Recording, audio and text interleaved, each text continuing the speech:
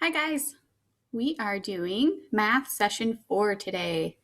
And if you are following the map for week 3 and 4, you should be doing this on April 14th. If you're not, that's totally fine. I'm just trying to make sure we keep them straight and you know which ones to do. So today we are doing the Path Game Part 2. So last lesson you made some kind of game board from 1 to 60. We're building on to that today. So I asked you to save those things. Today we're going to be starting at 61 and going to 120. So today you are racing to 120. So you are going to add squares on to the path you made last time. Last time you made it from 1 to 60. Today you're going to be adding on from 61 to 120. In math, the math session 4 folder in Schoology, there are a couple pages just like the ones I showed you last time. If you choose to use them or not, it's totally up to you. So these go from 61 to 90, and then the next page goes from 91 to 120. So those are the only things in the folder today. You don't have to use them. Do it however you want to do it. This goes to 120. Okay. So that's probably going to take you a little bit of time. And the only thing we're doing again today is playing the game. So if it takes you a little while to get it put together, that's okay. Take your time. So when you build, after you have built on to 120, you want whatever kind of game piece or marker you're using is going to start right before 61. So you started at 61 today. What number comes right before 61? Yell it out. The number right before is 60. So you're going to put your starting marker on 60. You are not starting at 1 like we normally would. We're going to start at 60 today, and we're going to race to 120. You're going to use the same spinner that you already made. We're going to keep it really simple here.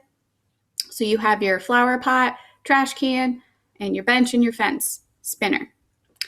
So we're going to practice a few examples of turns. So if I am on number 65 and I spin the fence, I get to move 10 spots. Where would I land? Now, when you move 10 spots, it's a little bit easier to add. So if I am going from 65, 10 more, you might even think about counting by tens. If I was counting by tens and I was at 65, what number would come next? Or you could think of a hundreds chart that we use. And remember, when you move down a row on the hundreds chart, that means you're adding 10. So if you have a hundreds chart, you could always use that, or if you want to look one up. If you go 65 and you add 10, what number would belong here? Yell it out when you know it. 65 plus 10 equals 75. So if you're counting by tens, maybe you start at 35, 45, 55, 65, 75. Good. Let's try another example. So if I am on 77 and I spin the trash can means I get to move 2 spots. So where would I land? Now, when I see a sentence like this, it's perfect for counting on. It's a big number plus a pretty small number under 5. So count on with me. 77, 78, 79. That is a very quick way to do it. 79. Okay, let's do one more example for today. Ooh, this is a big one. If I am on the 107 and I spin the bench, I get to move 5 spots. Where would I land?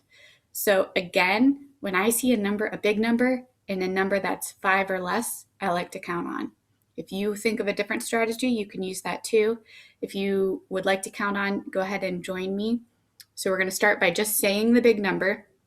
107, 108, 109, 110, 111, 112.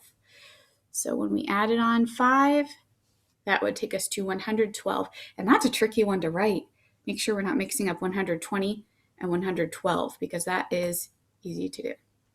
Okay, so that is your whole lesson for today. And I'm just going to give you a little clue that you need to save all of this stuff for one more lesson. The next lesson, we're going to use all of the game board and the spinner that you made. So hold on to those. And that is your whole lesson for today. So lucky you get to play games just like school. All right, well, I will see you guys next time.